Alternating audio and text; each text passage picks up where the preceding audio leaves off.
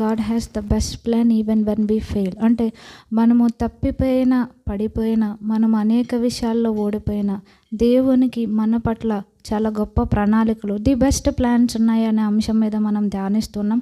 So మనకందరికీ కూడా plans అనేవి ఉంటూ ఉంటాయి. ఏం చదువుకోవాలి, నెక్స్ట్ మనం ఏం చేయాలి అనే వాటన్నిటి విషయాల్లో కూడా మనకి ఎన్నో ప్రణాళికలు ఉంటూ ఉంటాయి. కొంతమంది సక్సీడ్ అవుతూ ఉంటారు, చాలామంది ఫెయిల్ అవుతూ ఉంటారు.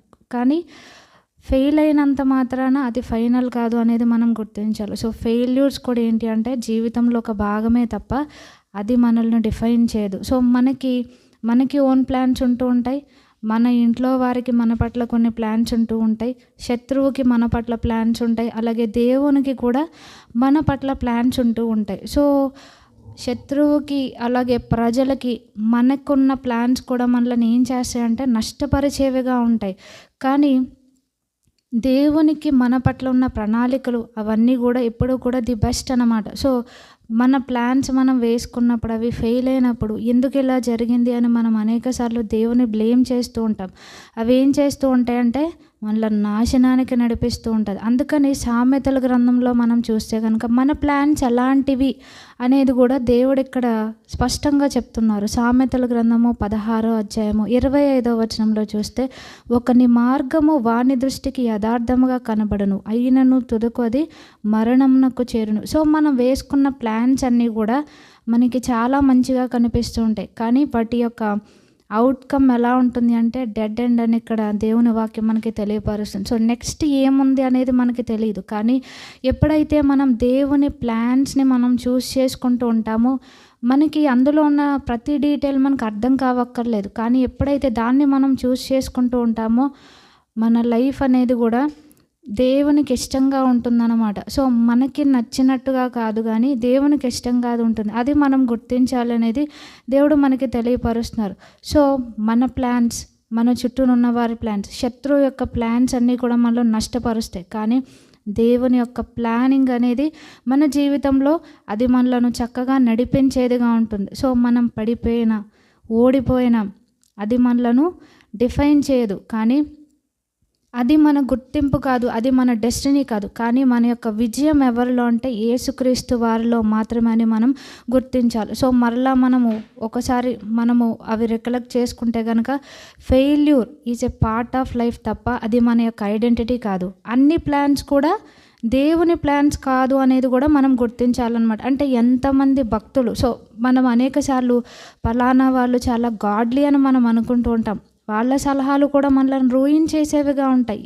సో ఎవరికి వాళ్ళకి ఏది బెస్ట్ ప్లాన్ అనేది ఎవరికి తెలుస్తుంది అంటే ఎవరికైతే దేవునితో ఆ యొక్క రిలేషన్షిప్ ఉంటుందో, పర్సనల్ రిలేషన్షిప్ ఉంటుందో, ఇంటిమేసీ ఉంటుందో వారికి తెలుస్తుంది అనమాట. సో ఎప్పుడైతే మనం ఇతరుల మీద డిపెండ్ అవుతూ ఉంటామో కొన్నిసార్లు మనం ఏమంటామంటే ఎదుటివారిని ప్రేయర్ సపోర్ట్ కోరడం వేరు, నా జీవితంలో దేవుని చిత్తం ఏంటో మీరు ప్రేయర్ చేసి చెప్పండి అంటే అది ఎవరికి వాళ్ళు తెలుసుకోవాల్సిందనమాట.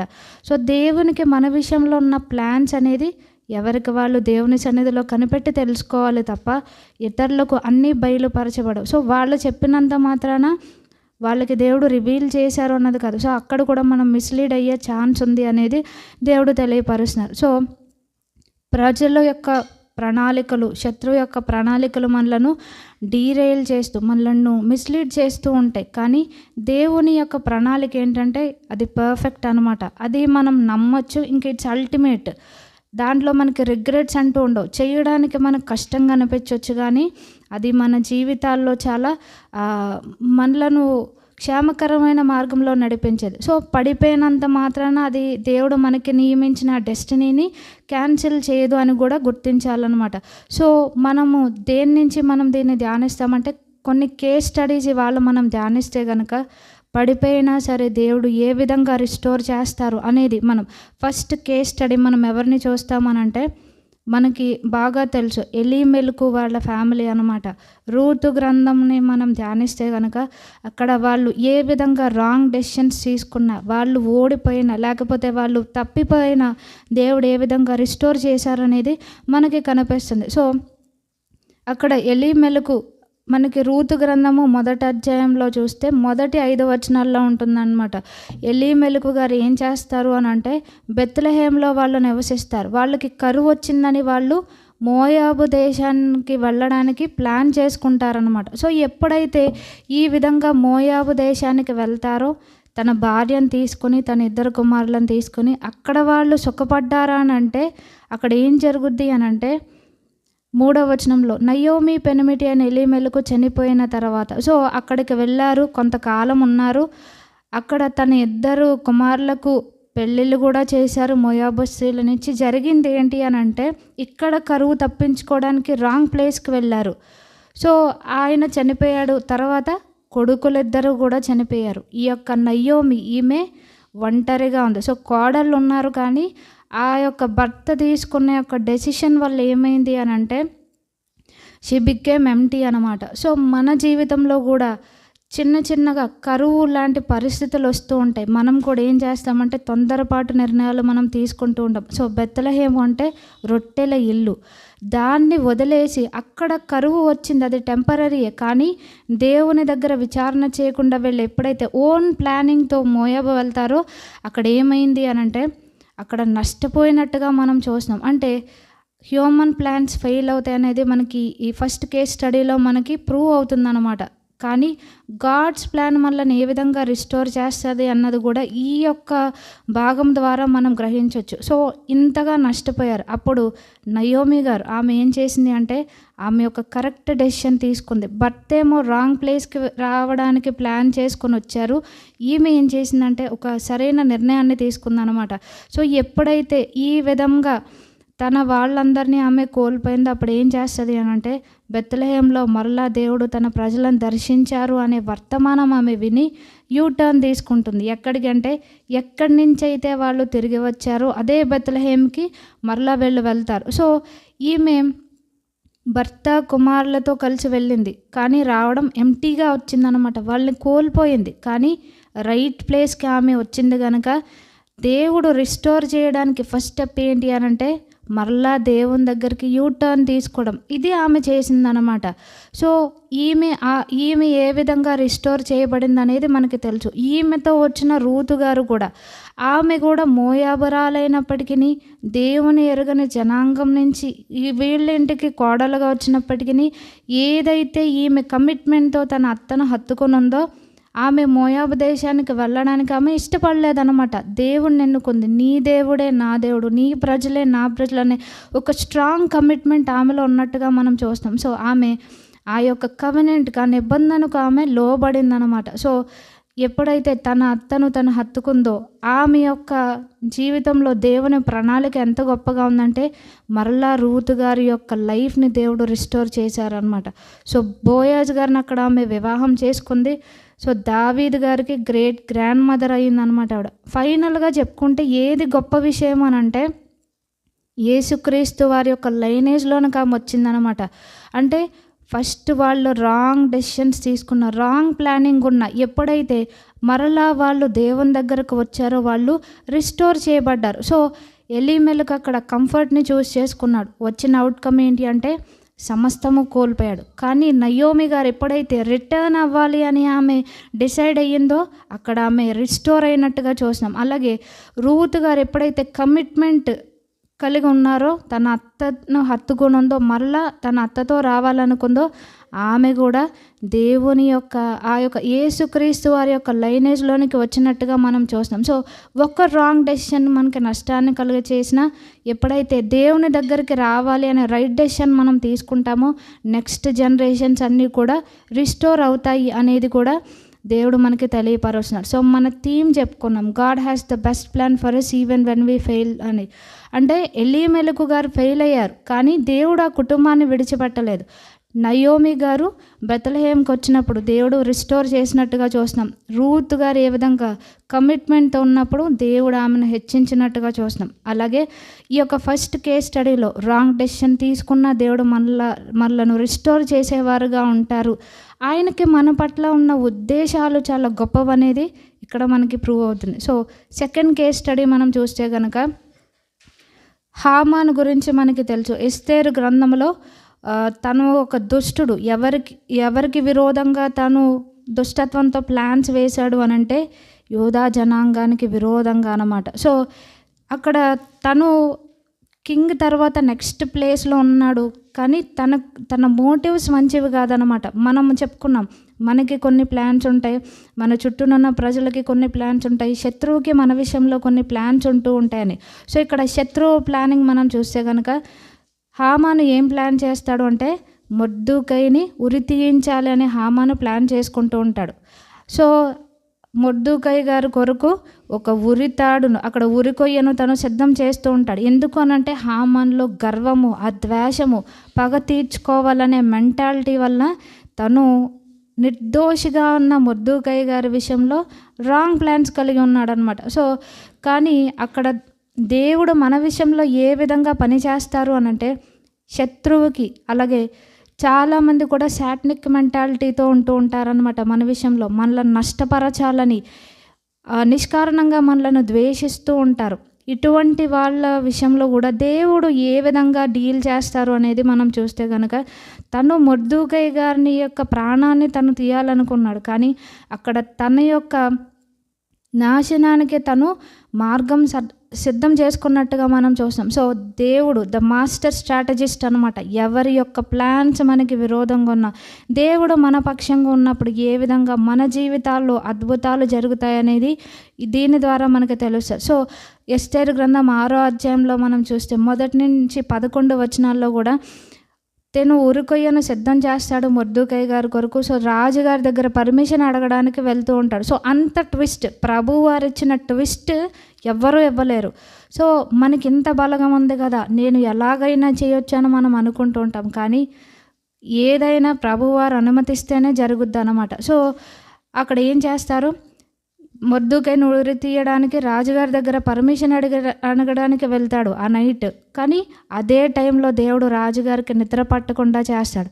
సో మళ్ళా ఆ రాజ్య సమాచార గ్రంథాన్ని చదివించమని ఆయన ఆజ్ఞాపిస్తారు. సో ఎప్పుడైతే అది చదువుతూ ఉండగా మొర్దెకై గారు చేసిన ఆ యొక్క పని ఆయనకు తెలపబడుతుంది. ఏంటి అనంటే రాజుగారిని చంపివేయాలని అక్కడ ఉన్న 2 సైనికులు ప్రయత్నిస్తారు. సో ఆ విషయాన్ని తెలుసుకొని మొర్దెకై గారు రాజుగారికి తెలియపరుస్తారు. రాజుగారి ప్రాణాన్ని కాపాడారు కాబట్టి అది రాజ్య సమాచార గ్రంథంలో రాయబడింది, కానీ ఆయనకి రివార్డ్ ఏది ఇవ్వబడలేదు. ఇది రాజ్య సమాచార గ్రంథంలో ఉన్నది.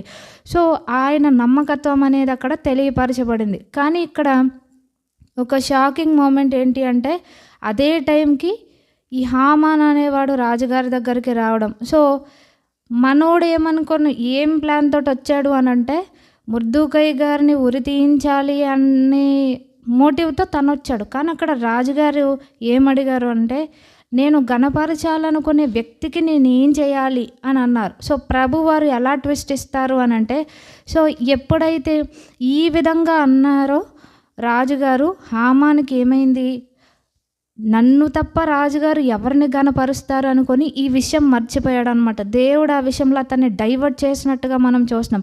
సో ఇది నేనే కదా, నన్నే రాజుగారు గణపరచాలనుకుంటున్నారు కాబట్టి నాకున్న కోరికలన్నీ కూడా రాజుగారి ముందు పెట్టాలనుకున్నాడు, అదే చెప్పాడు. సో ఏం చేయాలి అనేది తను చెప్పినప్పుడు చివరిలో రాజుగారు ఏమన్నారు అంటే, దేవుడు ట్విస్ట్ ఇస్తాడని మనం చెప్పుకున్నాం కదా, నువ్వు చెప్పినవన్నీ ఎగ్జాక్ట్గా కూడా మొర్దెకైకి వెళ్ళి నువ్వు చేయన్నారు. ఎవరినైతే వీడు హేట్ చేశాడో వాళ్ళని ఆనర్ చేసే విధంగా దేవుడు చేశాడనమాట. సో దేవుడు హామాన్ యొక్క నోటిని ఉపయోగించుకున్నాడు, వాడి చేతులను ఉపయోగించుకున్నాడు. దేనికి అనంటే మొర్దెకైని ఘనపరచడానికి. సో ఆ యొక్క ఉరికొయ్య మీద హామానే ఉరి తీయించబడ్డాడు, మొర్దెకై గారు ఘనపరచబడినట్టుగా మనం చూస్తున్నాం. సో ఎప్పుడైతే దేవుడు మన జీవితంలో స్టెప్ ఇన్ అవుతారో శత్రువుకున్న ప్లాన్స్ అన్నీ కూడా ప్రభువారు వ్యర్థపరిచేవారుగా ఉంటారు. ఈవిల్ ప్లాట్స్ కూడా మనల్ని ఎలివేట్ చేసే ప్లాట్ఫామ్స్గా దేవుడు వినియోగిస్తారనమాట. సో శత్రువు పెట్టిన ట్రాప్స్ అన్నీ కూడా మనకి టెస్టిమనీస్గా దేవుడు మారుస్తూ ఉంటారు. సో మన జీవితంలో కూడా ప్రతిదీ కూడా మనకి తెలియకపోవచ్చు, కానీ ప్రభువారు ప్రతిదీ కూడా మన మేలు కొరకు చేసేవారుగా ఉంటారనే విశ్వాసం, నమ్మిక మనం కలిగి ఉండాలన్నమాట. సో మన థీమ్ని బట్టి మనం గుర్తు చేసుకుంటే మొర్దెకై మరలా పోరాడలేదు, కానీ దేవుడు ఆయన పక్షంగా పోరాడారు. అలాగే హామాను ఈవిల్ ప్లాట్ చేశాడు, కానీ దేవుడు విజయాన్ని ప్లాన్ చేసినట్టుగా చూసాం. హామాను ఏదైతే ఈయన్ని డిస్ట్రాయ్ చేయాలనుకున్నాడో దేవుడు దాన్ని ఈయన్ని ప్రమోట్ చేయడానికి వినియోగించినట్టుగా చూస్తాం. ది బెస్ట్ ఎగ్జాంపుల్ కూడా మనం ఎవరు చెప్పుకోవచ్చు అంటే యోసేపు గారి విషయంలో తన అన్నలు అసూయపడి ఆయన్ని చంపాలనుకున్నారు. సో అక్కడి నుంచి దేవుడు ఏ విధంగా ఎలివేట్ చేశారనేది కూడా మనకి తెలుసు. సో శత్రువు అలాగే ప్రజలు మనకు విరోధంగా ప్లాట్ చేసినప్పుడు మనం భయపడక్కర్లేదు, ఎందుకంటే దేవుడు మన పక్షాన ఉన్నప్పుడు ఎవరు మనలను టచ్ చేయలేరు అనేది మనం గుర్తించాలి. సో ఇందులో ఉన్న ఒక బ్యూటిఫుల్ ట్రూత్ ఏంటి అని అంటే, ఇవన్నీ జరుగుతున్నట్టు అంటే హామాను ఈయన కొరకు ఉరికొయ్య సిద్ధం చేస్తున్నట్టు మొర్దెకై గారికి తెలీదు, రాజుగారితో మాట్లాడటానికి వెళ్ళినట్టు తెలీదు. ఈ కాన్వర్జేషన్ అంతా కూడా మొర్దెకై గారికి తెలీదు. మొర్దెకై గారు జస్ట్ ఆ రాత్రి పడుకున్నారు అంతే. కానీ దేవుడు ఏం చేశారు అంటే, God works behind the scenes అనమాట. మనకి తెలియదు ఎవరు ఏం ప్లాట్ చేస్తున్నారో, ఎవరి మనసులో ఏముంది మన విషయంలో, వాళ్ళు పాజిటివ్గా ఉన్నారా నెగిటివ్గా ఉన్నారనేది మనకి తెలియకపోవచ్చు. కానీ దేవుడు మన పక్షంగా ఉన్నప్పుడు ఏది కూడా మన మీదకు రాలేదు అని మనం గుర్తించాలి. సో మొర్దెకై గారికి ఇవన్నీ తెలియదు, కానీ దేవుడు ఆయన పక్షంగా గొప్ప కార్యం జరిగించినట్టుగా మనం చూస్తున్నాం. సో మొర్దెకై గారు చేసింది ఏంటి అని అంటే, ఆయన ప్రతి చిన్న విషయంలో కూడా నమ్మకంగా ఉన్నారు. అలాగే దేవుని పట్ల ఆయన విశ్వాసం ఉంచినట్టుగా చూస్తాం. మన జీవితంలో కూడా దేవుని యొక్క ప్లాన్స్లో మనం ఉండాలి అని అంటే, మనం పడిపోయినా దేవుడు మనల్ని రిస్టోర్ చేసేవారుగా ఉంటారు. సో మనము కూడా దేవుడు మనకు అప్పగించిన వాటన్నిటి విషయాల్లో కూడా మనము నమ్మకంగా ఉండాలి. చిన్న చిన్న విషయాల్లో కూడా మనం నమ్మకంగా ఉన్నప్పుడు దేవుడు శత్రువు కల్పించిన ప్లాన్స్ను కూడా మనకు మేలుగా మారుస్తారు. సో మనకి రోమాపత్రిక 8వ అధ్యాయం 28వ వచనం తెలుసు, దేవుని ప్రేమించు వారికి అనగా ఆయన సంకల్పం చొప్పున పిలువబడిన వారికి మేలు కలుగుటకై సమస్తమును సమకూడి జరుగుచున్నవని ఎరుగుదమని. అంటే ఎనిమి కీడుకు కరంగా దాన్ని చేయాలనుకున్న దేవుడు దాన్ని మన కొరకు మేలుగా మార్చేవారుగా ఉంటారు. ఎవరికి అనంటే ఆయనను ప్రేమించే వారికి అనడం. సో సింపుల్గా ఆయనను ప్రేమించడం అనంటే ఆయన ఆజ్ఞలు గైకొంటమని మనకి తెలుసు. సో మనం కూడా ఎప్పుడైతే ఆయన్ను ప్రేమించే వారముగా ఉంటామో, తప్పిపోతూ ఉంటాం, పడిపోయిన మన వైఫల్యాలు కాదు, మళ్ళీ ఎప్పుడైతే దేవుని దగ్గరికి మనం ట్రూ రిపెంటెన్స్తో మనం వస్తామో దేవుడు మనల్ని రిస్టోర్ చేసే శక్తిమంతుడని మనం గుర్తించాలన్నమాట. సో మనం చూడకపోయినా ప్రభువారు మన పక్షాన కార్యాలు జరిగించేవారుగా ఉంటారు. సో ప్రతి ప్లాను ప్రతి డీటెయిల్ మనకు తెలియక్కర్లేదు, కానీ దేవుడు మన కొరకు ఆయన ఉన్నాడు, ఆయన మన కొరకు కార్యం సఫలం చేసే దేవుడు అనేది మనం గుర్తించాలి అనేది దేవుడు తెలియపరుస్తున్నాడు. సో మొర్దెకై గారు నమ్మకంగా ఉన్నారు. ఆ రాత్రి ఆయన నిద్రపోతున్నాడు, కానీ దేవుడు ఆయన పక్షంగా గొప్ప కార్యం జరిగించారు. సో మనం చూడకపోవచ్చు, కానీ దేవుడు ప్రతిదీ కూడా చక్కగా మన మేలు కొరకు ప్లాన్ చేసేవారుగా ఉంటారన్నమాట. సో దేవుడు ఈ విధంగా శత్రువు యొక్క ప్లాన్ని కూడా ఏ విధంగా రూయిన్ చేశారనేది మనం చూస్తున్నాం. సో మనం చూడకపోయినా దేవుడు మన పక్షంగా ఆయన పని జరిగించేవారుగా ఉన్నారు. మనకి తెలియదు, కానీ దేవుడు మన పక్షంగా పోరాడేవారుగా ఉన్నారని ఈ సెకండ్ కేస్ స్టడీ ద్వారా మనం గుర్తించవచ్చు. సో థర్డ్ కేస్ స్టడీ మనం ఎవరిని తీసుకుంటున్నామంటే సంసోను గారు అనమాట. సో మనలో కూడా ఈ యాంగిల్ ఉంటుందన్నమాట.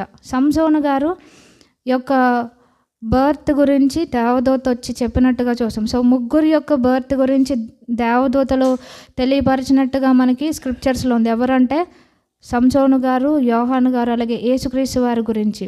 సో ఈయన నాజీరుగా చేయబడ్డాడు, కానీ ఈయన కాంప్రమైజ్ అయ్యాడు. ఇవన్నీ కూడా మనకు తెలుసు, ఎందుకంటే మనమందరము కూడా ఫేస్ చేసే స్ట్రగుల్ ఇదన్నమాట. సంసోను గారు ఏ విధంగా ఈ యొక్క స్ట్రగుల్ని ఫేస్ చేశారో మనము కూడా ఇటువంటి స్ట్రగుల్స్ మనం ఫేస్ చేస్తుంటాం. సో జడ్జెస్ న్యాయాధిపతులు 13వ అధ్యాయం నుంచి 16వ అధ్యాయం వరకు చూస్తే ఆయన దేవుని చేత ఏర్పరచబడ్డాడు, దేవుని యొక్క అభిషేకం ఆయనకుంది. కానీ ఆయన ఏం చేశాడు, ఒక్క రాంగ్ స్టెప్ అనమాట, ఒక్క రాంగ్ డెసిషన్. ఏంటి అని అంటే దెలీలా దగ్గరికి వెళ్తూ ఉన్నాడు అనమాట.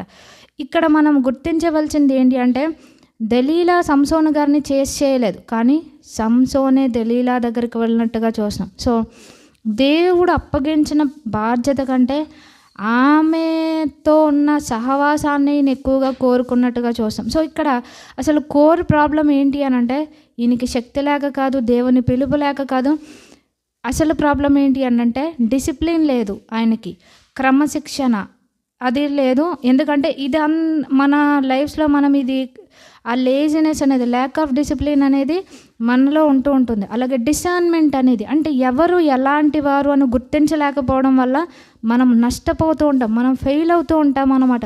సో మంచిగా మాట్లాడేసరికి మనం వాళ్ళని నమ్మడం, మన సీక్రెట్స్ అన్నీ షేర్ చేసుకోవడం, ప్రతిదీ ఇలాగ మనం చేస్తుంటాం. So lack of discipline and discernment ఏం చేస్తుంది అంటే మనలో నష్టపరిచేదిగా ఉంటుంది. అది ఇక్కడ మనం చూస్తున్నాం. సో ఈయన ఇంకా ఏం చేశారంటే కాంప్రమైజ్ అయ్యారనమాట. మన జీవితంలో కూడా వ్యర్థమైన వాటి కొరకు మనం ఏం చేస్తూ ఉంటామంటే కాంప్రమైజ్ అవుతూ ఉంటాం. నిత్యమైన వాటిని మనం ట్రేడ్ చేస్తూ ఉంటాం కాంప్రమైజ్ అవ్వడం ద్వారా. ఈ యొక్క సంసోను గారు కూడా చేసింది అదే. ఎలా పడిపోయారంటే అక్కడ సీక్రెట్గా ఉంచవలసింది ఆయన ఏం చేశారు, రివీల్ చేశారనమాట. నీ బలం ఎందులో ఉందో చెప్పు అనంటే అక్కడ ఆమె విసిగిస్తుంది.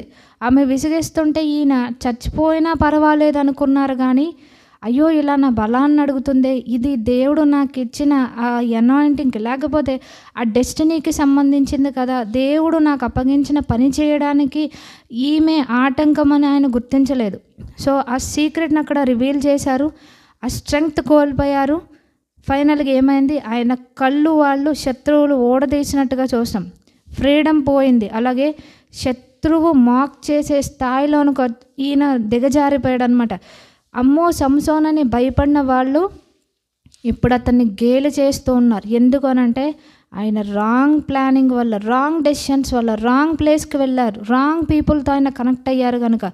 సో న్యాయాధిపతులు మనం 16వ అధ్యాయం చూస్తే కనుక, న్యాయాధిపతులు 16వ అధ్యాయంలో 20వ వచనం, అప్పుడు ఆమె సంసోను ఫిలిష్తీయులు నీ మీద పడుచున్నారనగా అతడు నిద్ర మేలుకొని ఎప్పటి అట్లు నేను బయలుదేరి విడచిమ్ముకొందుననుకొనెను. అయితే యెహోవా తన్ను ఎడబాసినని అతనికి తెలియలేదు. సో యాజ్ యూజువల్గా ముందు నేను తప్పించుకున్నాను, ఇప్పుడు కూడా నేను తప్పించుకుంటాను అనుకున్నారు. మనము కూడా ఇంతే, సెల్ఫ్ కాన్ఫిడెన్స్తో మనం ఏం చేస్తాం, నష్టపోతూ ఉంటామన్నమాట.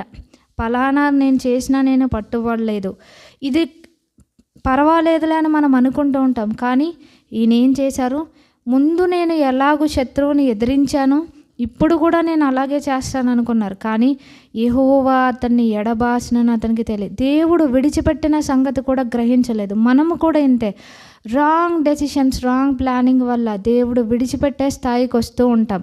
ఇది అందరి జీవితంలో జరుగుద్ది, కానీ అది ఫైనల్ అంటే కాదు. ఎప్పుడైతే ఇక్కడ సంసోను గారు అక్కడ ఏమవుతారు, మరలా దేవుణ్ణి వేడుకున్నట్టుగా చూస్తాం. అది మనకి 16వ అధ్యాయం ఇదే 22వ వచనంలో ఉంది. సో బందీగృహంలో సంసోనికి భయపడిన వాళ్ళు అతని కన్నులు ఓడదీసి అతన్ని గేలి చేశారు. ఆ యొక్క ప్రెజన్లో తిరగలి విసిరే ఒక స్లేవ్గా ఉంచబడ్డాడు. సో దేవుని ప్రజల్ని విడిపించే వ్యక్తి ఇక్కడ శత్రువుకు బానిసగా మార్చబడ్డాడు. కానీ మరలా అక్కడ మనం చూస్తున్నాం, అయితే అతడు క్షౌరం చేయబడిన తర్వాత అతని తల వెంట్రుకలు తిరిగి మొలుచుటకు మొదలుపెట్టాను. సో ఎప్పుడైతే ఇలాగ జరిగిందో ఆయన ఏం చేశాడు, మరలా దేవుణ్ణి క్షమాపణ అడిగినట్టుగా, పశ్చాత్తాపం అడిగినట్టుగా మనం చూస్తున్నాం. 28-30వ వచనంలో మనకి అదే ఉంటుంది. ఆయన దేవుని సన్నిధిలో కన్నీటితో ఆయన బ్రతిమలాడుకుంటాడు, మరలా దేవుని ప్రార్థిస్తాడు. మరలా ప్రార్థించినప్పుడు దేవుడు ఆయన ప్రార్థన అంగీకరించినట్టుగా చూసాం. ఇన్నిసార్లు నేను తప్పించాను కదా, అయినా నువ్వు సీక్రెట్ రివీల్ చేశావు, నేను నిన్ను విడిచిపెడతానని దేవుడు అనలేదన్నమాట. మన జీవితంలో కూడా అనేక సార్లు పడిపోతూ ఉంటాం, కానీ దేవుడు మనల్ని విడిచిపెట్టాడు. అంటే ఎన్నిసార్లు మనం పడిపోయినా దేవుడు విడిచిపెట్టాడు అని కాదు, కానీ దానికి కూడా కొంత లిమిట్ ఉంటుందన్నమాట. అంటే ఆ బౌండరీ కూడా మనం గుర్తించేవారుగా ఉండాలి. నేను ఎన్నిసార్లు పాపం చేసినా, ఎన్నిసార్లు తప్పిపోయినా, ఎన్నిసార్లు అవిధేయత చూపించినా, ఎన్నిసార్లు తిరుగుబాటు చేసినా దేవుడు క్షమిస్తాడు అనేది అది బ్లైండ్నెస్ అన్నమాట. సో దేవుడు కొంతవరకు మనకు ఆపర్చునిటీస్ ఇస్తారు. ఆపర్చునిటీస్ని మనం ఏం చేయాలంటే సద్వినియోగపరచుకోవాలి. సౌలు గారిని బెస్ట్ ఎగ్జాంపుల్గా తీసుకుంటే దేవుడు తెలియపరుస్తున్నారు, నువ్వు ఇలా చేయకు, నువ్వు అవిధేయత చూపిస్తున్నావు, obedience is better than sacrifice అని చెప్తున్నారు, ఈ రాజ్యం నీకు ఉండకుండా చేస్తాను, నువ్వు ఇలాగ తిరుగుబాటు చేస్తున్నావు అని ఎన్నోసార్లు ప్రభువారు వార్న్ చేసినా తను ఏమనుకున్నాడు, తను దాన్ని ఇగ్నోర్ చేశాడు. సో దేవుని కృపను కోల్పోయాడు, దేవుని ప్రణాళికలో నుంచి తను తప్పిపోయినట్టుగా చూస్తాం. ఇక్కడ సంసోను గారు ఏం చేశారు, తప్పిపోయిన తనకున్న చివరి అవకాశాన్నైనా తను వినియోగించుకోవాలనుకున్నాడు. సో ఆ సందర్భంలో కూడా తను ఏం చేశాడు, విశ్వాసంతో దేవుని దగ్గర నిజంగా పశ్చాత్తాపడ్డాడు. తను ఏం చేశాడు అని అంటే తన మరణ సమయంలో అనేక మందిని కూడా అక్కడ నిర్మూలించినట్టుగా చూస్తున్నాం శత్రువులను. అందువల్ల విశ్వాస వీరుల జాబితాలో సంసోను గారు ఇంక్లూడ్ చేయబడ్డారు. హెబ్రీయులకు రాసిన పత్రిక 11:32 సో మనము కూడా మన జీవితంలో దెలీలా ఎవరో మనం గుర్తించాలి. ఎవరి దగ్గరికి మనం వెళ్తూ ఉన్నాం, దేని కొరకు మన యొక్క కాలింగ్ని మనం ట్రేడ్ చేస్తున్నాం, దేని కొరకు మన అనాయింటింగ్ని మనం ట్రేడ్ చేస్తున్నాం, అది మనం గుర్తించి దాన్ని సరి చేసుకోవాలి. దెలీలాకి మన జీవితంలో ఎప్పుడూ కూడా ఫైనల్ వర్డ్ ఉండదు, దేవునికి మాత్రమే. ఎప్పుడైతే మనము కూడా ఏం నేర్చుకోవాలంటే శత్రువు మనలను చెరపట్టక మునిపే దెలీలా దగ్గర నుంచి మనం రావడం నేర్చుకోవాలన్నమాట. అది ఒక్కొక్కళ్ళ జీవితంలో ఒక్కొక్కటి అయి ఉండొచ్చు. సో అదేంటో మనం గుర్తించి దాన్ని సరి చేసుకోవాలి. దీన్ని బట్టి మనం నేర్చుకోవాల్సింది ఏంటి అని అంటే, అనాయింటింగ్ దేవుడు ఇస్తారు, కానీ మనకి డిసిప్లిన్ లేకపోతే డౌన్ఫాల్ అనేది జరుగుద్ది. కనుక డిసిప్లిన్ ఉండాలి. మనకి డిసర్న్మెంట్ అనేది కూడా ఫలానా వ్యక్తి ఎలాంటి వారు అనేది దేవుడు మనకి తెలియపరచాలి. అందుకని ఆత్మల వివేచన వరం చాలా ప్రాముఖ్యం. లేకపోతే మనం మోసపోయే వారంగా ఉంటాం. అలాగే sin blinds before it binds అనమాట. సో మనలను అది బందీలుగా చేసే ముందు పాపం ఏం చేస్తుంది, మనల్ని గుడ్డివాళ్ళుగా చేస్తుంది. సో ట్రూత్ చూడకుండా పాపం మన కళ్ళకు గుడ్డితనం కలా చేస్తుంది. కనుక దేనివల్ల మనం స్పిరిచువల్గా బ్లైండ్ అవుతున్నాం అది మనం గుర్తించాలి. సో పడిపోయినా సరే దేవుడు మనల్ని కరుణించే వారిగా ఉన్నారు, అది మనం గుర్తించాలన్నమాట. సో సంసోను గారు పడిపోయారు, అక్కడ తప్పిపోయారు, కానీ మరలా దేవుడు ఆయన్ని రిస్టోర్ చేసినట్టుగా చూస్తాం. So his ending was stronger than his fall అనమాట. ఆయన ఎండింగ్ కూడా చాలా గొప్పగా ఉన్నట్టుగా చూస్తాం. మన జీవితంలో కూడా పడిపోయినా సరే ఎప్పుడైతే మనం సంసోను గారిలాగా తిరిగి దేవుని దగ్గర నిజమైన పశ్చాత్తాపం కలిగి ఉంటామో దేవుడు రిస్టోర్ చేసేవారుగా ఉంటారు అనేది మనము గుర్తించాలి. సో మనలను మనం ప్రశ్నించుకోవాల్సింది ఏంటంటే, ఏ దెలీలా దేవుని యొక్క పిలుపుకి మనల్ని దూరంగా ఉంచుతుంది అనేది మనము దాన్ని సెల్ఫ్ ఎగ్జామిన్ చేసుకోవాలని దేవుడు తెలియపరుస్తున్నారు. సో ఇప్పటి వరకు 3 ఎగ్జాంపుల్స్ చూసాం. 4th కేస్ స్టడీ మనం చూస్తే కనుక ఎవరు అని అంటే ద ప్రాడిగల్ సన్. మనకి తెలుసు తప్పిపోయిన కుమారుడు. తన జీవితం ఏ విధంగా ఉందంటే from utter failure to full restoration అనేది మనం చూస్తున్నాం. సో ఇది మనకందరికీ బాగా తెలిసిన భాగం. తన తండ్రికి తను తిరుగుబాటు చేశాడు. తనకు రావాల్సిన ఇన్హెరిటెన్స్ అంతా కూడా ముందే తను డిమాండ్ చేసి తీసుకున్నాడు. సో తండ్రికి చాలా దూరంగా వెళ్ళిపోయాడు. అక్కడ వ్రాయబడింది ఏంటంటే దూరదేశంలో ఉంటానని అనుకున్నాడు, ఆ విధంగా వెళ్ళాడు. మనం కూడా అంతే.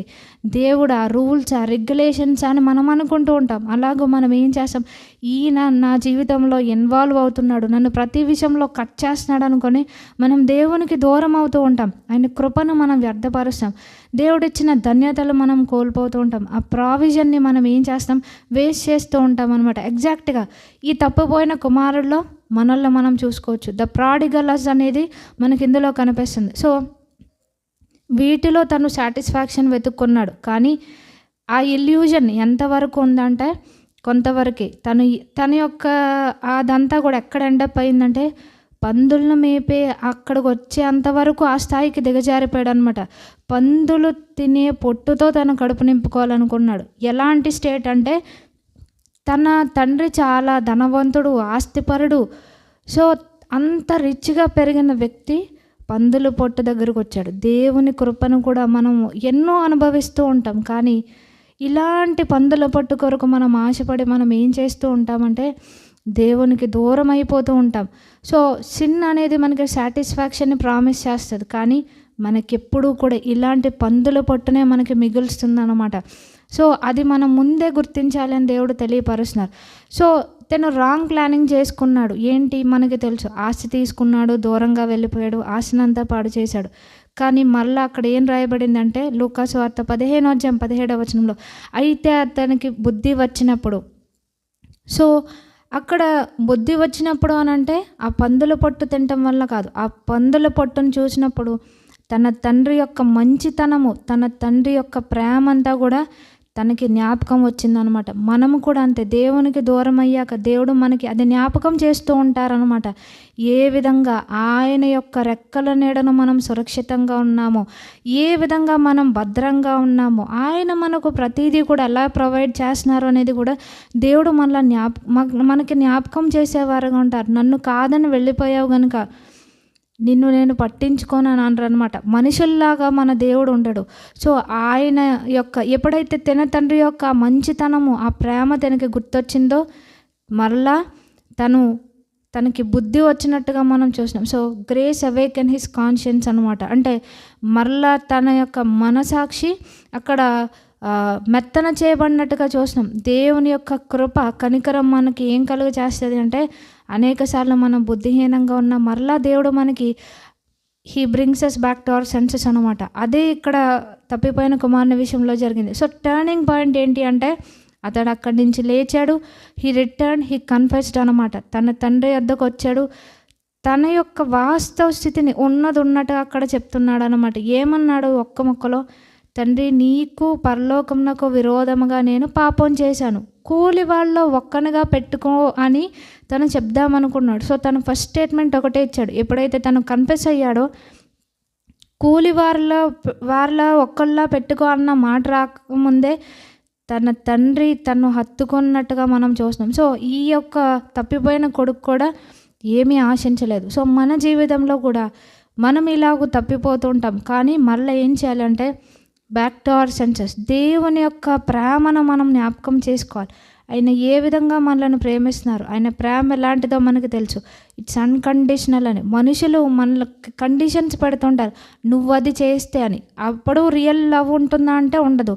సో, దేవుడు మనలను, ఆయన ప్రేమ హద్దులు లేనటువంటిదని మనకి తెలుసు. ఎన్నోసార్లు మనం అవిధేయత చూపించిన, తిరుగుబాటు చేసిన ఆయన మనలను కనికరిస్తున్నారు. సో, ఇక్కడ తండ్రి రెస్పాన్స్ ఏ విధంగా ఉంది అంటే, కొడుకు దగ్గరికి తండ్రే పరిగెత్తుకొని వెళ్ళినట్టుగా. సో, తన యొక్క కొడుకును హత్తుకున్నాడు. మరలా ఈ కొడుక్కి కొత్త బట్టలు వేయండి అన్నాడు. అలాగే జోళ్ళు, అక్కడ రింగ్, ఇవన్నీ కూడా. అంటే మరలా తన యొక్క సన్షిప్ అనేది రిస్టోర్ చేయబడినట్టుగా మనం చూస్తున్నాం. సో, సర్వెంట్గా తను లేడు, మళ్ళా కొడుకు స్థానంలోనికి వచ్చాడు. సో, ఫెయిల్యూర్గానే తను రిటర్న్ అయ్యారు, కానీ ఎలాగో తను రిసీవ్ చేసుకోబడ్డాడు యాజ్ ఎ సన్. మన జీవితంలో కూడా ఎన్ని విషయాల్లో ఫెయిల్ అయినా మరలా మనం రిటర్న్ అవ్వడానికి ఇష్టపడితే దేవుడు మరలా తన బిడ్డలుగా మనల్ని చేసుకునేవారుగా ఉంటారనమాట. సో, ఇక్కడ మనం చూస్తే అతను దూరంగా ఉన్నంత మాత్రాన తండ్రికి తన యొక్క కుమారుని మీద అక్కడ ప్రేమ లేదు అని కాదు. సో, మరలా తను రిస్టోర్ అవ్వాలి కాబట్టి తండ్రి ఆ విధంగా ఉన్నాడు. సో, దూరంగా ఉన్నప్పుడు ఎవరికైనా విలువ తెలుస్తుంది కదా, అనేక విషయాల్లో మనకి తెలుసు. సో, ఏ విధంగా తన యొక్క తండ్రి దగ్గరకు వచ్చాడో, మనము కూడా అనేక విషయాల్లో అట్టర్గా మనం ఫెయిల్ అయినా మనము పరలోకపు తండ్రి దగ్గరకు రావడానికి మనం నేర్చుకోవాలి. సో, మనము అలా రావడానికి మనకి ఆటంకంగా ఏది ఉందో దాన్ని తొలగించుకోవాలన్నమాట. సో, ఆ ఫెయిల్యూర్ అనేది తన్ని డిఫైన్ చేయలేదు. తన తండ్రి ఏ విధంగా ప్రేమించాడో, మళ్ళీ రిస్టోర్ చేయబడ్డాడో మనం చూస్తున్నాం. సో, ఏ పందుల పొట్టు మనకి మన తండ్రికి మధ్య ఆటంకంగా వస్తుంది, మనం ఫెయిల్ అవ్వడానికి కారణమవుతుంది అనేది మనం గుర్తించాలి. సో, తండ్రి ఇంటిలో మనం ఉండకుండా ఆ యొక్క పందుల దగ్గర ఉండేలాగా ఏది మనలను రీప్లేస్ చేస్తుంది అనేది మనము గుర్తించాలన్నమాట. సో, మన యొక్క నిత్య జీవితంలో వీటిని అప్లై చేసుకుంటే 4 కేస్ స్టడీస్ మనం చూసాం. ఎలీమెలెకు గారు, నయోమి, రూతు. అలాగే మనం చూసుకున్న ఎగ్జాంపుల్లో ప్రాడిగల్స్ అన్ని మనం చూసాం. అలాగే సంసోను గారిని మనం చూసాం. ఇవన్నీ కూడా మనకి ఒక పాఠాన్ని నేర్పిస్తున్నాయి. సో, అనేక సార్లు మనము మన యొక్క స్టడీస్లో ఫెయిల్ అయినా ఏమనుకుంటామంటే మొత్తం ఇంకా అంతా కొలాప్స్ అయిపోయినట్టు.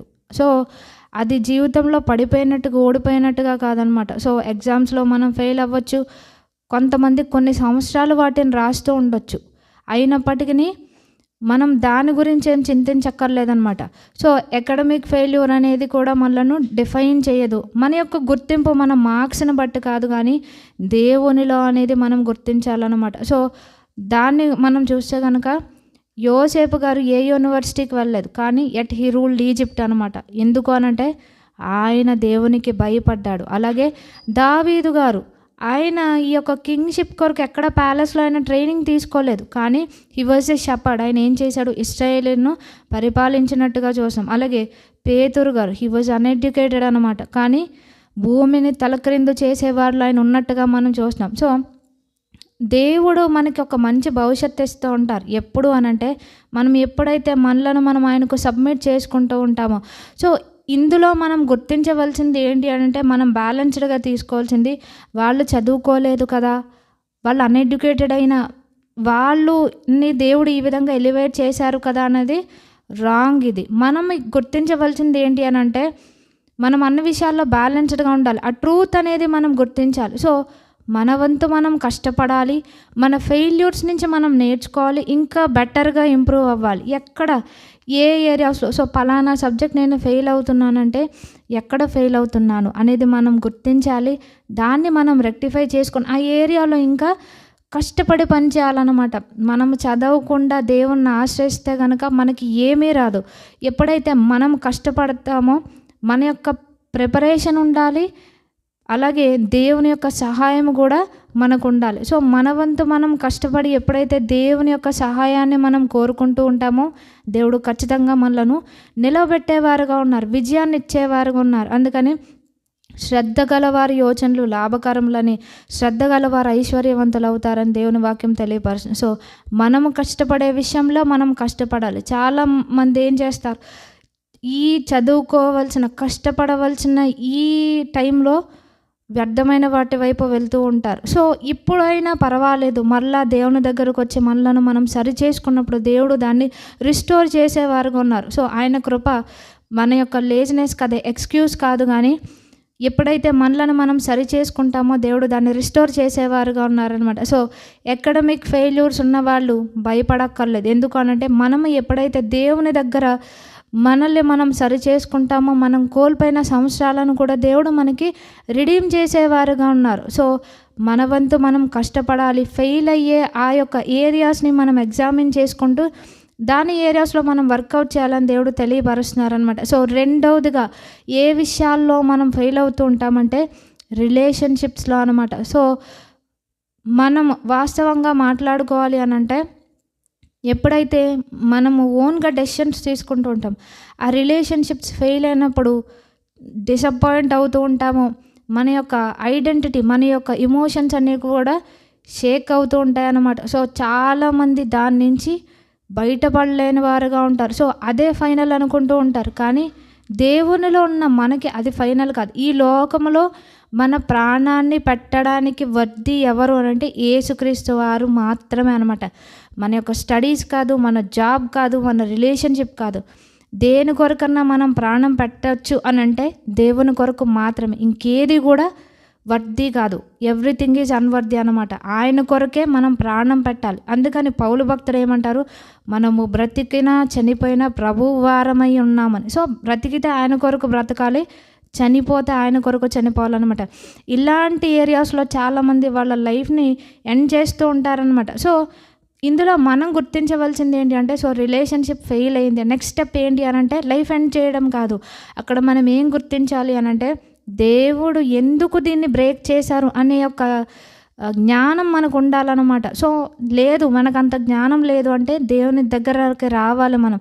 దేవా ఈ విషయంలో ఇలా జరిగింది అన్నప్పుడు దేవుడు మనకు ఆ జ్ఞానాన్ని ఇస్తూ ఉంటారనమాట. సో, ప్రతి రిలేషన్షిప్ గాడ్ ఆర్డెండ్ కాదు అని మనం గుర్తించాలన్నమాట. కొంతమంది మనుషులు మనతో కొంతవరకే ఉంటారు, సీజనల్గా ఉంటారు, ఎటర్నల్ కాదు అని మనం గుర్తించాలి.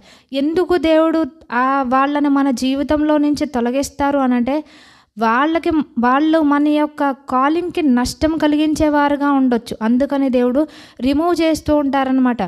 సో, మనము దాన్ని గుర్తించాలన్నమాట. సో, అది గాడ్స్ చాయిస్ కాదేమో అనే ఒక జ్ఞానం మనకు ఉండాలి. సో, వాళ్ళు ఫలానా వ్యక్తి దేవుడు నా కొరకు నియమించలేదు అనేది ఎప్పుడైతే మనం గుర్తిస్తామో, ఆయనకి బెటర్ ప్లాన్ ఉందనే జ్ఞానం మనకు వస్తుంది అనమాట. సో, మన యొక్క రియాక్షన్ ఏ విధంగా ఉండాలంటే, అక్కడ డిస్కరేజ్ అవ్వడం, డిసప్పాయింట్ అవ్వడం, డిప్రెస్ అవ్వడం, దేవునికి మనకి డిస్టెన్స్ పెంచుకోవడం కాదు, కానీ ఇంకా దేవుని దగ్గరకు మనము ఇంకా ఆయనకి రిలేషన్షిప్లో మనం దగ్గర అవ్వాలని దేవుడు తెలియపరుస్తున్నారు. ఎందుకు రిలేషన్షిప్స్లో ఇలా ఉన్నాయి అని అంటే, మనం ఎందుకు ఫెయిల్ అవుతున్నామంటే దేవుని ప్రణాళికను మనం గుర్తించలేకపోతున్నాం.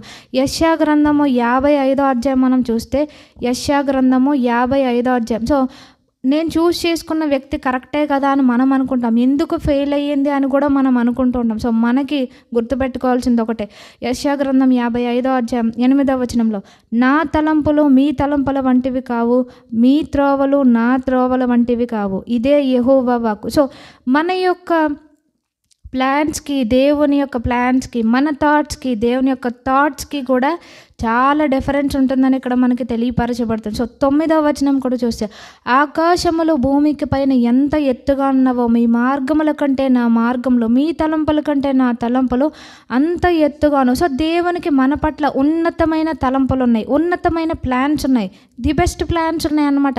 మనకుండవు, మన విషయంలో, మన ఇంట్లో వారికి ఉండవు, కానీ దేవునికి మన పట్ల ఎప్పుడూ కూడా ది బెస్ట్ ప్లాన్స్ ఉంటూ ఉంటాయి. అందుకని యాకోబు భక్తుడు కూడా ఏమన్నారంటే, శ్రేష్టమైన ప్రతి ఈవియు అది ఎవరి దగ్గర నుంచి వస్తుందంటే జ్యోతిర్మయుడగు తండ్రి వద్ద నుంచి వస్తుంది. సో ఆయన ఎప్పుడూ కూడా ది బెస్ట్ ఇస్తూ ఉంటారనమాట. మనకి నచ్చకపోవచ్చు, కానీ ఆయన ప్లాన్ ఎప్పుడూ కూడా పర్ఫెక్ట్గా ఉంటుంది. మనకి అది దేవుని చిత్తం అనుకూలంగా ఉంటుంది, ఉత్తమమైనదని మనకి పౌలు భక్తుడు తెలియపరుస్తుంది. సో ఇలాంటి రిలేషన్షిప్స్ ఫెయిల్ అయినప్పుడు మనం ఓకే, దేవునికి నా పట్ల ఉన్నతమైన తలంపులని, నా కొరకు బెటర్ వ్యక్తిని దేవుడు సిద్ధపరిచారు అనేది మనం గుర్తించాలన్నమాట. దానిలో నిరాశపడుతూ దేవునికి దూరం అవ్వడం అనేది శత్రువు యొక్క ట్రాప్ గనక. సో మిమ్మల్ని కాదంటున్నారు అని అంటే ఓకే, లెట్ దెమ్ గో. వాళ్ళని పట్టుకొని మనం వేలాడకూడదు, దేవుణ్ణే మనం పట్టుకోవాలన్నమాట. సో ఈ విషయంలో ఇలాంటి పరిస్థితి వచ్చినప్పుడు దేవుని దగ్గర విచారణ చేయాలి.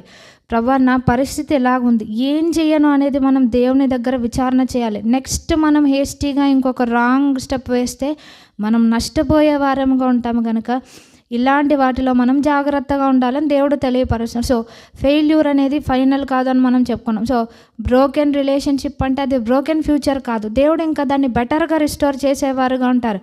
సో నో చెప్పారు మీకు అని అంటే దాని గురించి మనము డిస్కరేజ్ అవ్వక్కర్లేదు. మనం ఏది గుర్తించాలంటే, సో గ్రేటర్ ఎస్ కొరకు దేవుడు నన్ను నడిపేస్తున్నారు, ఇది దేవుడు నా జీవితంలో నుంచి తొలగించాలనుకున్నారు, ఇంకా దేవుడు మన పట్ల కేర్ అండ్ కన్సర్న్ కలిగి ఉన్నారని మనకి కృతజ్ఞత ఉండాలన్నమాట. సో మనల్ని విడిచిపెట్టారా, దేవా నీకు వందనాలని చెప్పుకోవాలి. ఎందుకనంటే ఈ లోకంలో ముఖ్యమైనది ఆయన పిలుపు మాత్రమే. సో ఆయన మాత్రమే మన జీవితంలో ఫస్ట్ ప్రయారిటీగా ఉండాలన్నమాట. సో ఆయన యొక్క టైమింగ్ని కూడా మనం ట్రస్ట్ చేసేవారుగా ఉండాలి. చాలామంది ఇంకా ఎంతకాలం అని అనుకుంటూ ఉంటారు. సో దేవుని టైమింగ్ ప్రకారం జరిగినప్పుడే ఏదైనా మనకి మంచిగా ఉంటుందని మనం గుర్తించాలి. సో ఎవరైతే మనలను విడిచిపెడతారో వాళ్ళ విషయంలో దేవునికి మనం కృతజ్ఞతలుగా ఉండాలి. దేవుడు మన యొక్క డెస్టినీని ప్రొటెక్ట్ చేసినందుకు మనము ఆయనకు స్తుతి చెల్లించాలని దేవుడు తెలియపరుస్తున్నారు. సో మనకి ఇలా మన రెస్పాన్స్ ఈ విధంగా ఉండాలి. కానీ డేంజర్ రెస్పాన్స్ ఏంటి అంటే మనం చెప్పుకున్నాం కదా, డిస్కరేజ్ అవ్వకూడదు, డిసప్పాయింట్ అవ్వకూడదు, డిప్రెస్ అవ్వకూడదు, దేవునికి మనకి మధ్య డిస్టెన్స్ అనేది రాకూడదు. సో దేవుని మనం బ్లేమ్ చేయడం కాదు, కానీ ఎక్కడ మనం తప్పిపోతున్నాం మనల్ని మనం ఇంట్రాస్పెక్ట్ చేసుకొని దేవునికి మరలా దగ్గర అవ్వాలన్నమాట. సో రైట్ రెస్పాన్స్ ఏంటి అంటే ఆయనకు దూరంగా వెళ్ళడం కాదు, ఆయనకు దగ్గరకు రావాలి. సో ఆ గాయం ఏదైతే ఈ యొక్క బ్రోకెన్ రిలేషన్షిప్స్ వల్ల గాయం అవుతుందో అది దేవుడు మాత్రమే హీల్ చేయగలరు. కొంతమంది కఠినం అవుతూ ఉంటారు. సో దాన్ని కూడా ఎవరు బాగు చేయగలరు అని అంటే దేవుడు మాత్రమే. సో దేవుణ్ణి మాత్రమే మనం ట్రస్ట్ చేసి ఎప్పుడైతే ఆయన టైమింగ్ కొరకు మనం కనిపెట్టుకుంటూ ఉంటామో దేవుడు మనలను అక్కడ ఆయన ది బెస్ట్ ప్లాన్లోనికి నడిపించేవారుగా ఉంటారు. వాటి వల్ల గాయాలైన వారు దేవునికి దూరం కాకూడదు. అందుకని గుండె చెదరిన వారిని ఆయన బాగు చేసేవాడు. సో రాంగ్ స్టెప్స్ వేస్తూ ఉంటాం, అయినంత మాత్రాన దేవునికి దూరం అవ్వక్కలే. మనము రాంగ్ స్టెప్స్ వేసి దేవునికి దూరం అయినప్పుడు నువ్వు రాంగ్ స్టెప్ వేసి దూరం అయ్యావు కదా అని దేవుడు మనల్ని దూరం పెట్టారు, కానీ ఆయన మనలను హీల్ చేసి రిస్టోర్ చేసి మరలా రైట్ పాత్లోనికైనా నడిపించేవారుగా ఉన్నారు. సో రిజెక్ట్ చేశారు వ్యక్తులు అని బాధపడక్కర్లే. దేవుని వైపు మనం ఏమవ్వాలి అంటే రీడైరెక్ట్ అవ్వాలి అనేది మనం గుర్తుపెట్టుకోవాలి. సో నో చెప్పారా, అది దేవుని బెస్ట్ ప్లాన్లో ఒక పార్ట్ అని మనం గుర్తించాలన్నమాట. సో మనకి ఏది ఇష్టం అనేది కాదు, దేవుని చిత్తములో ఏది ఉందో అది మనకి ది బెస్ట్ అని గుర్తించాలి. సో రాంగ్ రిలేషన్షిప్స్లో ఏం చేస్తాయంటే దేవుడు మనకిచ్చిన అనాయింటింగ్ని, మన డెస్టినీని డిలే చేసేవిగా ఉంటాయి. సో దేవుని యొక్క ప్లాన్ మనకి ఇష్టం కాకపోవచ్చు, కానీ it always ends up in a good way అనమాట. సో అది మనం గుర్తించాలి. సో మనల్ని ఈ యొక్క రిలేషన్షిప్స్ బ్రేక్ చేస్తున్నాయి అని అంటే మనం బ్రేక్ డౌన్ అవ్వడం కాదు, కానీ బ్రేక్ త్రూ టువర్డ్ గాడ్ అనేది మనం నేర్చుకోవాలని దేవుడు తెలియపరుస్తున్నారు.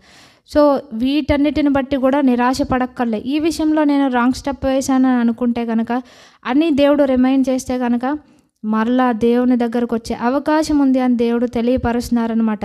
సో దీని ద్వారా మనకి మెంటల్గా, ఎమోషనల్గా అయిన గాయాలు కూడా ప్రభువారు హీల్ చేసేవారుగా ఉంటారనమాట. మనం చెప్పుకున్నాం, గుండె చెదరని వారిని ఆయన బాగు చేసేవాడు, ఎవని మనసు నీ మీద అనుకున్న ఆయన పూర్ణశాంతి కలవానుగా కాపాడతాడు. సో ప్రభా, నేను ఈ విషయంలో రాంగ్ పర్సన్ని చూస్ చేసుకున్నాను, దీనివల్ల బ్రోకెన్ రిలేషన్షిప్కి దారి తీసింది. సో పలానా విషయంలో నా యొక్క మనసు గాయపడిందని దేవుని దగ్గరకు వచ్చినప్పుడు ఆయన మరలా మనకి ఆయన యొక్క సంతోషాన్ని, ఆ సమాధానాన్ని ఇచ్చేవారుగా ఉన్నారు. ఎలాంటి డీప్ డ్రామా అయినా సరే దేవుడు స్వస్థపరచగల సమర్థుడని మనం గుర్తించాలన్నమాట.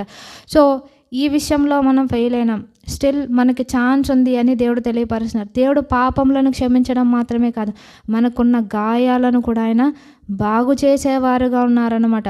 సో ఈ విషయాల్లో కూడా మనము దేవుని దగ్గరకు వచ్చినప్పుడు దేవుడు మన పక్షంగా గొప్ప కార్యం జరిగించి ఆయన యొక్క ది బెస్ట్ ప్లాన్లోనికి మనలను నడిపించేవారుగా ఉంటారు. దేవుడు ఏ విధంగా మనల్ని హీల్ చేస్తారు అని అంటే, ఎప్పుడైతే మనం ప్రార్థనలో నిత్యం ఆయన్ని కమ్యూనికేట్ చేయడం ద్వారా, వాక్యాన్ని చదవడం ద్వారా, గాడ్లీ కౌన్సిల్ అనేది మనకు ఉండాలన్నమాట. మనకి సలహాలు ఎవరి దగ్గర తీసుకుంటున్నామో వాళ్ళు ఎటువంటి వారు, దైవికమైన ఆ యొక్క సలహాలు మాత్రమే మనం తీసుకోవాలి. అలాగే ఎక్కువ సమయం ఆయన సన్నిధానంలో మనం గడిపినప్పుడు దేవుడు వీటన్నిటి నుంచి కూడా మనకి హీలింగ్ ఇచ్చేవారుగా ఉంటారు. సో దాన్ని బట్టి మనము కృంగిపోక్కర్లేదు, నిరాశపడక్కర్లేదని దేవుడు ఇక్కడ మనకి తెలియపరుస్తున్నారనమాట. సో దేవుడు మనకి మంచి ఫ్యూచర్ ఇచ్చేవారని మనం గుర్తించాలి. సో మనము ఇన్ని కేస్ స్టడీస్ మనం చూసాం. దావీదు గారి గురించి కూడా మనకి తెలుసు, నా హృదయానుసారుడైన మనుష్యుడు అని దేవుడే ఈయన గురించి సాక్ష్యం ఇచ్చారు. కానీ ఆయన ఫెయిల్ అయ్యారు. ఏ విధంగా అంటే మారల్గా ఆయన ఫెయిల్ అయ్యారు, కానీ దేవుడు మళ్ళా రిస్టోర్ చేశారనమాట. సో ఒక తప్పును కప్పిపుచ్చుకోవడానికి ఇంకొక తప్పు చేశారు. ఎవరంటే దేవుని హృదయానుసారుడైన మనుషుడే. ఈ ఫెయిల్ డీప్లీ అనమాట. కానీ ఆయనకి దేవుని యొక్క ప్రణాళిక నుంచి తప్పిపోయాడానంటే లేదు. ఎందుకు అనంటే ఆయన తన వాస్తవ స్థితిని ఒప్పుకున్నాడు కనుక. ఎప్పుడైతే నాతాను ప్రవక్తను పంపించి దేవుడు ఆయన యొక్క ఎక్కడైతే తప్పిపోయారో దాన్ని తెలియపరిచారో, తను తాను ఎక్కడ డిఫెండ్ చేసుకోలేదనమాట. సో దేవునికి విరోధంగా నేను పాపం చేశాను అనుకున్నాడు, అక్కడ నిజాయితీగా తను ఒప్పుకున్నాడు. ఆ టర్నింగ్ పాయింట్ ఏంటి అని అంటే రిపెంటెన్స్ అనమాట.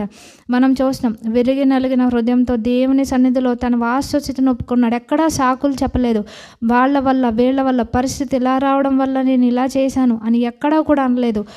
తనే ఫుల్గా రెస్పాన్సిబిలిటీ తీసుకున్నట్టుగా చూస్తాం. ఏమన్నాడు, దేవా నా యందు శుద్ధ హృదయం కలుగ చేయమన్నాడు. సో దేవుడు ఆయన్ని క్షమించినట్టుగా చూస్తాం. మళ్ళా ఆయన నిబంధనలో ఆయన కంటిన్యూ అయినట్టుగా చూస్తాం.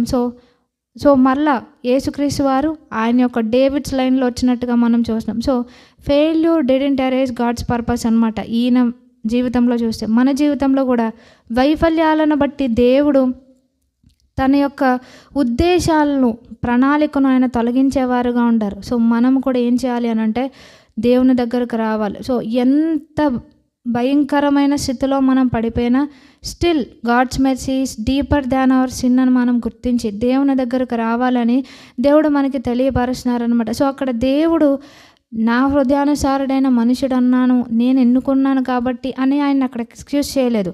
సో ఆయన కూడా రిపెంట్ అయినట్టుగా మనం చూస్తాం. సో ఆయన రిపెంట్ అయ్యారు కాబట్టి దేవుడు రిస్టోర్ చేసినట్టుగా మనం చూస్తున్నాం. మారల్గా ఫెయిల్ అయినా, ఏ విషయంలో ఫెయిల్ అయినా మనము దాన్ని బట్టి దేవునికి దూరం కాక్కర్లేదు. స్టిల్ వీ హ్యావ్ హోప్ అనేది దేవుడు తెలియపరుస్తున్నారు. సో మనకున్న హోప్ కూడా ఎలాంటిది అంటే లివింగ్ హోప్. సో ఎంత అధపాతాళానికి వెళ్ళిపోయినా అక్కడ దావీదు భక్తుడు ఏమన్నారు, నేను పాతాళంలో పండుకున్నాను, అక్కడనూ నీ చెయ్యి నన్ను ఆవరించున్నది, నీ ప్రజెన్స్ అక్కడ కూడా ఉందంటున్నారు. సో ఎంత దూరం అయిపోయినా, ఎలాంటి పరిస్థితిలోనా స్టిల్ దేవుని దగ్గరకు వచ్చే అవకాశం ఉంది అని దేవుడు మనకి తెలియపరుస్తున్నారు. సో మనం ఇవన్నీ చెప్పుకున్నాం. ఏ విధంగా మనము మన జీవితంలో వచ్చే ఫెయిల్యూర్స్తో మనం డీల్ చేయాలి అనేది స్పిరిచువల్గా, ప్రాక్టికల్గా మనం చూస్తే కనుక ఒక 7 స్టెప్స్ మనం చూస్తే ఫస్ట్‌ది ఏంటి అంటే recognising and admitting the failure. అంటే మన యొక్క ఆ యొక్క ఓటమి లేకపోతే ఎక్కడ మనం తప్పిపోయామనేది మనం గుర్తించాలి అనేది తెలియపరుస్తున్నాడు. సో మనము కేస్ స్టడీని ఎవరిని తీసుకున్నామంటే దావీదు గారు, అలాగే తప్పిపోయిన కుమారుడు. వాళ్ళని బట్టి మనం నేర్చుకునే లెసన్ ఏంటి అంటే మన యొక్క వైఫల్యాలను ఎక్కడ పడిపోయామో అది మనం దాచకూడదు. అది ఏం చేయాలి అంటే దేవుని దగ్గర నిజాయితీగా పెట్టాలన్నమాట. సో మన మనుషుల దగ్గర పెట్టక్కర్లేదు, దేవుని దగ్గర దాన్ని నిజాయితీగా పెట్టాలి. సో దానికి మనం తీసుకోవాల్సిన ఆ స్టెప్స్ ఏంటి, ఆ యాక్షన్ ఏంటి అని అంటే ఒప్పుకోవాలని చెప్పుకున్నాం. ఏంటి మన యొక్క మిస్టేక్స్ని వాటన్నిటిని కూడా మనం నిజాయితీగా దేవుని సన్నిధిలో ఒప్పుకోవాలి. ఇతరులని మనం బ్లేమ్ చేయకూడదు. సో దావీదు భక్తుడు కూడా 32వ కీర్తన 5వ వచనంలో ఏమన్నారు, నా దోషమును కప్పుకొనక నీ ఎదుట దాన్ని ఒప్పుకుందని అనుకుంటుని. ఫుల్ రెస్పాన్సిబిలిటీ మనం తీసుకోవాలి. We have to own hour mistakes అనమాట. పక్కోళ్ళ వల్ల అన్నది, పరిస్థితుల వల్ల అనేది కూడా మనము అలాంటి ఎక్స్క్యూజెస్ ఉండకూడదు. ఏం చేయాలంటే we have to recognise and admit అనమాట. సో ఫెయిల్యూర్తో డీల్ చేయవలసిన ఫస్ట్ స్టెప్ ఇది. సెకండ్ది ఏంటి అని అంటే రిటర్న్ టు గాడ్. అది రైట్ ప్లేస్ అనమాట. సో మనం ఏం చేయాలి, నయోమి గారు ఏ విధంగా మరలా బెత్లెహేమ్కి వచ్చారో మనము కూడా దేవుని దగ్గరికి రావాలి. తప్పిపోయిన కుమారుడు మరలా తన తండ్రి దగ్గరికి ఏ విధంగా వచ్చాడో మనం కూడా మన పరలోకపు తండ్రి దగ్గరికి వచ్చేవారుగా ఉండాలి. సో రిస్టోరేషన్ అనేది ఎక్కడ బిగిన్ అవుద్ది అంటే బై రిటర్నింగ్ అనమాట. దేవుని దగ్గరికి ఎప్పుడైతే మనము తిరిగి వస్తామో అప్పుడు దేవుడు మనల్ని సమకూర్చేవారుగా ఉంటారు. సో మరలా దేవుని సన్నిధానంలోనికి రావడం, వాక్యాన్ని ధ్యానించడం, ప్రార్థన ఎప్పుడైతే మనము చేస్తూ ఉంటామో దేవుడు మనల్ని ఏం చేస్తారు అని అంటే రిస్టోర్ చేసేవారుగా ఉంటారు. సో థర్డ్ది ఏంటి అంటే లెర్నింగ్ ఫ్రమ్ ద ఫాల్ అనమాట. ఎక్కడ పడిపోయామో దాని నుంచి మనము ఆ లెసన్ అనేది మనం నేర్చుకోవాలి. సంసోను గారు ఏం చేశారు, కాలింగ్ కంటే దలీలా ముఖ్యం అనుకున్నాడు. సో ఆయన యొక్క ఫెయిల్యూర్ మనకి ఒక గుణపాఠం లాంటిది అనమాట. మనం ఏం చేయాలంటే దాన్ని రిపీట్ చేయకూడదు, దాని నుంచి మనం నేర్చుకునే వారుగా ఉండాలి. సో ఎక్కడ రాంగ్ చాయిసెస్ మనం తీసుకుంటున్నామో ఆ రాంగ్ ట్రిగ్గర్స్, ఆ ప్యాటర్న్స్ అనేవి మనం గుర్తించి, సో ఈ హ్యాబిట్ వల్ల నేను నష్టపోతున్నాను, లేకపోతే ఈ వ్యక్తి వల్ల నేను కూడా కాంప్రమైజ్ అవుతున్నాను. ఎందుకంటే మనం బ్లేమ్ చేయడం కాదు, వాళ్ళ ఇన్ఫ్లుయెన్స్ మన మీద ఉంటుంది కనుక. సో ఈ రాంగ్ ఫెలోషిప్ని మనం కట్ చేసుకోవాలి అనేది మనము నేర్చుకోవాలని చెప్తున్నారనమాట. సో మన యొక్క వైఫల్యాల నుంచి మనం నేర్చుకునేవారుగా ఉండాలి. అది మనకి థర్డ్ స్టెప్. సో ఫోర్త్ది ఏంటి అంటే ట్రస్టింగ్ గాడ్స్ ప్లాన్. దేవుని యొక్క ప్లాన్ని మనము విశ్వసించేవారిగా ఉండాలి, నమ్మేవారిగా ఉండాలి. సో మొర్దెకై గారికి అక్కడ రాజుగారు ఏం చేస్తున్నారు అనేది ఆయనకు తెలియదు. అలాగే మన జీవితంలో కూడా మనకి ఆ సొల్యూషన్ మనకి కనిపించకపోవచ్చు, అవే మనకి తెలియకపోవచ్చు, కానీ దేవుడు మన పక్షంగా ఆయన he is working behind the scenes అనేది ఎప్పుడైతే మనం ట్రస్ట్ చేస్తామో మనం ఏం చేస్తామో దేవుని యొక్క ప్రణాళికను నమ్మేవారంగా ఉంటాం. సో దేవుని కొరకు సహనంతో, ఓపికతో మనం కనిపెట్టుకోవాలన్నమాట. ఇప్పుడే ప్రేయర్ చేశాను, నేను కళ్ళు తెరిచే టైంకి నాకు జవాబు ఉండాలి అని అంటే అలాగ ఉండదు. మనం దేవుని యొక్క ప్లాన్ కొరకు, ఆ యొక్క టైమింగ్ కొరకు మనం కనిపెట్టుకునేవారుగా ఉండాలి, వాటిని మనము నమ్మేవారుగా ఉండాలన్నమాట. సో అన్ని విషయాల్లో దేవునికి మనం ఒబే అవుతున్నప్పుడు ఆయన యొక్క ప్లాన్స్ని మనం ట్రస్ట్ చేయగలం. సో మనం చెప్పుకున్నాం, దేవుని ప్రేమించేవారు కనుక ఆయన సంకల్పం చొప్పున పిలువబడిన వారికి మేలు కలుగుటకై సమస్తమును సమకూడి జరుగుచున్నవని. సో దేవుని ప్లాన్స్ని మనం ట్రస్ట్ చేసినప్పుడు ఆయన ఇచ్చే ది బెస్ట్ మనం పొందుకునే వారంగా ఉన్నాం. సో ఫిఫ్త్ స్టెప్ ఏంటి అంటే rise up and step back into your calling అనమాట. అంటే ఇదే ఫెయిల్యూర్లో ఉన్నాను అని మనం కృంగిపోవడం కాదు, కానీ ఏం చేయాలి అని అంటే రూత్ గారు ఏం చేశారు, తన తోడు కోడలతో వెళ్ళిపోలేదు, అక్కడి నుంచి తన యొక్క అత్తతో తిరిగి రావడానికి ఆమె ఇష్టపడినట్టుగా మనం చూస్తున్నాం. సో దావీదు గారు కూడా ఏం చేశారు, పశ్చాత్తాపడ్డారు, మళ్ళీ ఆయన రాజుగా ఆయన కొనసాగించబడ్డారు. సో మన యొక్క వైఫల్యాలను బట్టి దేవుని యొక్క పిలుపును మనము కోల్పోము. ఎప్పుడు అనంటే మనం నిజంగా పశ్చాత్తాపడినప్పుడు.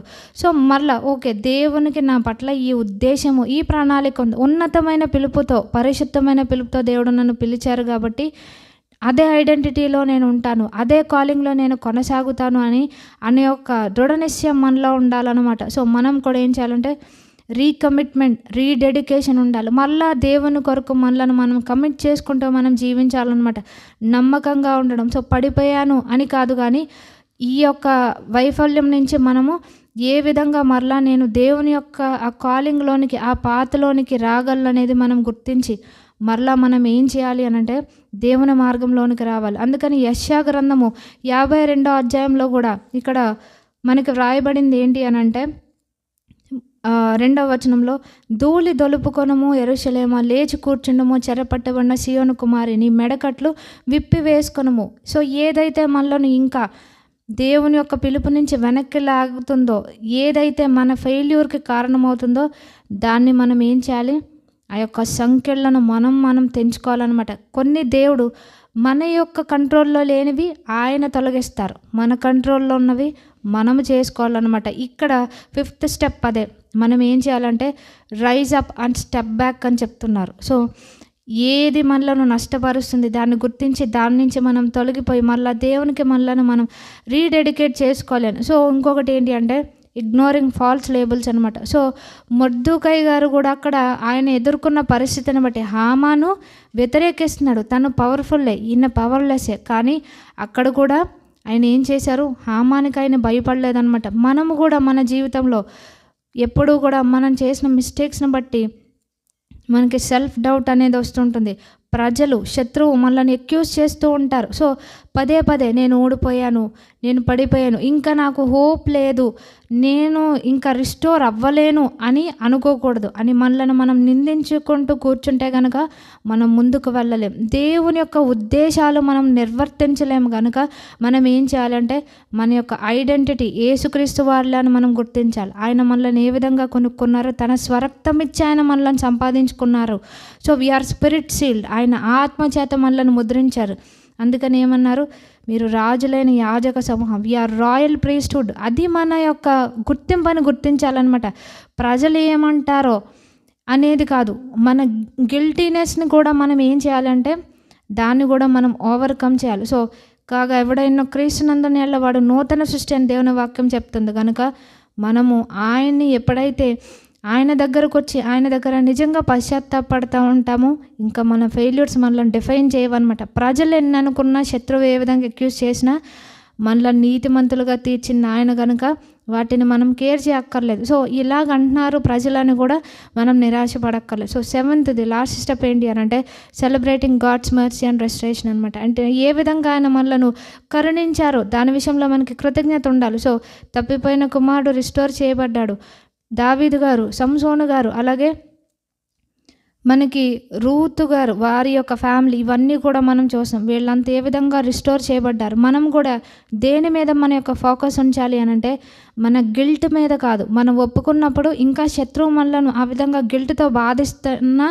మనం ఏం చేయాలంటే దేవుడు మనలను రిస్టోర్ చేశారు అనేది మనము నమ్మాలి. అది గుర్తించి ఆయన ఏ విధంగా మన పట్ల కనికరాన్ని కలిగి ఉన్నారో ఆ విషయంలో మనం కృతజ్ఞలుగా ఉండాలన్నమాట.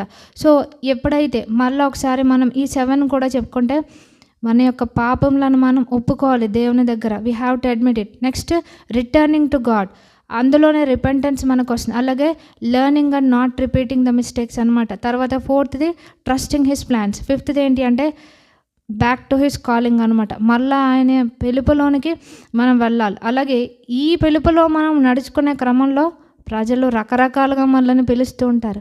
వీళ్ళ గతం అది కదా, వీళ్ళ బ్రతుకు ఇది కదా అని.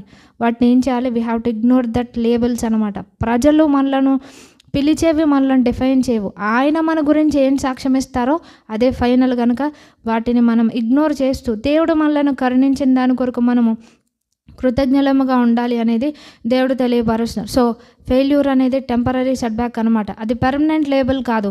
దేవుని యొక్క ప్లాన్స్ మన యొక్క ఫెయిల్యూర్స్ కంటే చాలా గొప్పవని మనం గుర్తించి మనం ఏం చేయాలి అని అంటే దేవుని కొరకు మనం జీవించాలి అని. సో మన యొక్క ఐడెంటిటీ ఏమంటున్నారు అంటే ఎందరైతే ఆయన అంగీకరించారో వారికి అందరికీ దేవుని పిల్లలయ్యే ఆ యొక్క ఆ ధన్యత దేవుడు అనుగ్రహించాను. సో తప్పిపోయిన కుమారుడు మరలా ఆ సన్షిప్ని పొందుకున్నాడు. మరలా మనం వచ్చినప్పుడు దేవుడు మనల్ని త్రోసివేయరు కానీ మనలను మరలా ఆ యొక్క సన్షిప్ని దేవుడు మనకి ఇచ్చేవారుగా ఉన్నారు. సో మనం గుర్తుపెట్టుకోవాల్సింది, మనం ఎప్పుడూ కూడా ప్రొక్లెయిమ్ చేయవలసింది ఏంటి అంటే వీఆర్ బ్లడ్ బాట్, అంటే ఆయన స్వరక్తము చేత, విలువైన రక్తము చేత మనము కొనబడ్డాము అనేది గుర్తుపట్టాలి. ఆ యొక్క రక్తము చెత్తను కొనలేదు. ఏది రిడీమ్ చేసిందంటే ట్రెజర్ని. అంటే ప్రభువారు మనల్ని ఏమంటున్నారంటే మనం ఆయనకి ప్రైజ్లెస్ ట్రెజర్ అని ఆయన అంటున్నారు. ప్రజలు అనక్కర్లేదు, ఆయన మనల్ని ప్రైజ్లెస్ ట్రెజర్ అంటున్నారు. అది ఆ లేబుల్ మనం గుర్తుపెట్టుకోవాలి, ఆ ఐడెంటిటీని గుర్తుపెట్టుకోవాలి. రెండవదిగా వీఆర్ ఏ రాయల్ ప్రీస్ట్హుడ్, అంటే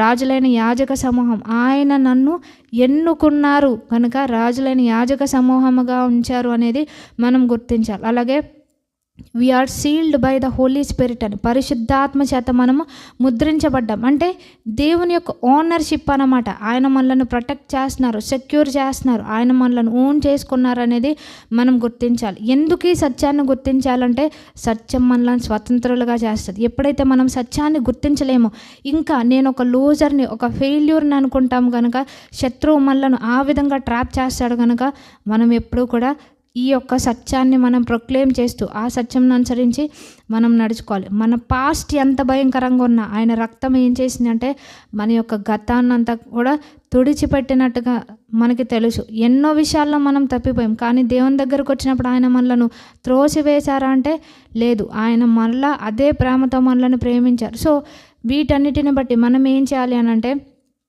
దేవుడు మనకిచ్చిన ఐడెంటిటీలో మనం నడుచుకుంటూ ఉండాలనేది దేవుడు మనకి తెలియపరుస్తున్నారు. గుర్తుపెట్టుకోవాల్సింది ఏంటంటే పాస్ట్ ఫెయిల్యూర్స్ ఆయన రక్తము చేత అవి ఎరేస్ చేయబడ్డాయి. సో ప్రజల యొక్క లేబుల్స్ పవర్లెస్ అని గుర్తించాలి. ఎనిమి యొక్క ఎక్యుజేషన్స్ దేవుడు ఆయన ఆ యొక్క ఎక్యుజేషన్స్ అన్నిటిని కూడా సైలెన్స్ చేస్తున్నారు. ఎందుకు అనంటే ఆయన రక్తం మన కొరకు, ఇంకా ఏది హేబేలు రక్తము కంటే మరి శ్రేష్టముగా పలుకు ప్రోక్షణ రక్తంలోకి వచ్చారని. సో ఆయన కొరకు ఇంకా మన నిమిత్తము ఆయన యొక్క రక్తం ఇంకా మెర్సీని పలుకుతోంది అనేది మనం గుర్తించాలన్నమాట. సో ఈ యొక్క శత్రువు పలికే అబద్ధాలు మనము నీకు ఇంకా అవకాశం లేదు, నువ్వు పడిపోయావు, రిస్టోర్ చేయబడలేనంత భయంకరమైన స్థితిలోనికి వెళ్ళిపోయావని చెప్పినా వాటిని మనం నమ్మక్కర్లేదు. ప్రజలు పెట్టే ఫాల్స్ లేబుల్స్ మనం రిజెక్ట్ చేయొచ్చు, వాటిని కూడా మనము మన మైండ్లో పెట్టుకోక్కర్లేదనమాట. సో దేవుడు రిస్టోర్ చేశారు, ఆ యొక్క మార్గంలో మనం నడుచుకోవాలి అనేది. సో ఎప్పుడు కూడా ఫెయిల్యూర్స్ని బట్టి మనల్ని మనం నిందించుకోకుండా దేవుడు రిస్టోర్ చేస్తున్నారు అనేది మనం గుర్తించి ఆయన మార్గంలో మనం నడుచుకోవాలి. సో దేవుడు మనకిచ్చే ఛాలెంజ్ ఏంటి అని అంటే ఏ ఫెయిల్యూర్ కూడా మనలను డిఫైన్ చేయదు. సో ఏ భయాల వలన కూడా మనము వెనకడుగు వేయక్కర్లేదు అని. సో లోకమా, శత్రువుల, లేకపోతే మన యొక్క ఓన్ డౌట్స్ మన యొక్క స్టోరీని డిక్టేట్ చేయడానికి మనం అవకాశం ఇవ్వకూడదు. ప్రభువారు ఏం చెప్తున్నారంటే stand up and step out అనమాట. ఆ యొక్క ఇదిలో ఇంకా ఉండొద్దు, దేవుని యొక్క ప్రణాళికను ఎంచుకోమని చెప్తున్నారనమాట. ఏ దేవుడైతే దావీదు గారిని, మొర్దెకై గారిని, సంసోను గారిని ఇలాగూ రిస్టోర్ చేశారు, దేవుడు మనలను కూడా రిస్టోర్ చేసేవారుగా ఉన్నారు. సో దేవుడు మనకిచ్చే కంఫర్టింగ్ వర్డ్ ఏంటి అంటే ఎంత భయంకరమైన స్థితిలోనికి పడిపోయినా, మనకి కలిగిన గాయము ఎంత డీపెస్ట్ వూండ్ అయినప్పటికీ, ఎన్ని మిస్టేక్స్ మనం చేసినా still God's grace is available అని చెప్తున్నారనమాట. So his mercy is bigger than our failures. So దేవుని దగ్గరికి రావాలి, మన యొక్క పాస్ట్ ఎరేస్ చేయబడిందని మనం గుర్తించి మనము దేవుని పోలికలో ఆయన కొరకు సృష్టించబడ్డాము, ఆయన కొరకు మనం బ్రతకాలి అనేది మనం గుర్తించాలన్నమాట. మనుషులు ఎన్నన్నా వాటిని మనం గుర్తించక్కర్లేదు. సో 3 verses రిమైండ్ చేస్తాను. ఏంటి అని అంటే ఇర్మియా గ్రంథం 29:11 ఆయనకి మన పట్ల సమాధానకరమైన ఉద్దేశంలో ఉన్నవి కానీ హానికరమైనవి కాదు అంటున్నారు. అలాగే యెహెజ్కేలు గ్రంథంలో ఒక వర్స్ ఉంటుంది. సో ఏంటి అంటే యెహెజ్కేలు గ్రంథము 17:24 దేవుడు ఏమంటున్నారు అని అంటే మరియు యెహోవానగు నేనే ఘనమైన చెట్టును నీచమైనదిగాను, నీచమైన చెట్టును ఘనమైనదిగాను చేయవాడననియు, పచ్చని చెట్టు ఎండిపోనట్లును, ఎండిన చెట్టు వికసించినట్లును చేయవాడననియు భూమి యందుండు సకలమైన చెట్లకు తెలియబడును. యెహోవానగు నేను ఈ మాట సెలవిచ్చితిని, నేనే దాన్ని నెరవేర్చెదను. ఇక్కడ చెట్లు అంటున్నారని చెట్ల గురించి కాదు, మనుషుల్ని చెట్లతో పోల్చారనమాట. సో ఇంకా హోప్ లేదు. నీచమైన చెట్టుని ఏం చేస్తారంట? ఘనమైనదిగా చేస్తారు. ప్రజల దృష్టిలో నీచులమైనప్పటికీ దేవుడు ఘనపరిచేవారుగా ఉన్నారు. సో ఇంకా నా లైఫ్లో ఇంకా హోప్ లేదు అన్న టైంలో కూడా ప్రభువారు పచ్చని చెట్టు ఎండిపోనట్లును, ఎండిన దాన్ని మళ్ళా he is able to bloom it అన్నమాట. అది మనం గుర్తించాలి. అలాగే ఇదే యెహెజ్కేలు గ్రంథము 34 ఏం చెప్తున్నారంటే మార్గస్థుల దృష్టికి పాడుగాను నిర్జనముగా నగునపడిన భూమి సేద్యము చేయబడినని. సో ప్రజల దృష్టిలో వీళ్ళకి ఇంకా హోప్ లేదు అన్న స్థితిలో వాళ్ళు అనుకోవచ్చు. కానీ దేవుడు మరలా ఏం చేస్తారు, రిస్టోర్ చేసేవారుగా ఉంటారనేది దేవుడు తెలియపరుస్తున్నారు. సో ఫెయిల్ అయ్యి ఉండొచ్చు, కానీ మనం ఫెయిల్యూర్ కాదని గుర్తించాలి. సో నా యొక్క గతము నన్ను డిఫైన్ చేయదు. ఎందుకు అనంటే దేవుని రక్తం చేత కొనబడ్డాను, ఆత్మ చేత నేను ముద్రించబడాను అనే యొక్క ప్రొక్లమేషన్ మనకు ఉండాలి. ఆ యొక్క సత్యంను మనం గుర్తించాలి. అలాగే నేను ఇంకా ఈ యొక్క డిస్కరేజ్మెంట్లో నేను కొనసాగను. ఎందుకంటే దేవుడు మనలను విక్టరీ కొరకు డిజైన్ చేశారు. ఆ మార్గంలో నడుస్తానని తీర్మానంలోనికి మనం రావాలని దేవుడి దినాన మన్నించి కోరుకున్నారు. సో ఎంత భయంకరమైన పరిస్థితిలో పడిపోయినా, ఎన్ని రాంగ్ డెసిషన్స్ తీసుకున్నా, స్టిల్ దేవుని కృప మనకి ఇప్పుడు అందుబాటులో ఉంది కనుక ఈ యొక్క అవకాశాన్ని సద్వినియోగపరచుకోవాలని దేవుడు మనకి తెలియపరుస్తున్నారు. ఇటువంటి కృపలను దేవుడు మనకు అనుగ్రహించును గాక. ఆమేన్.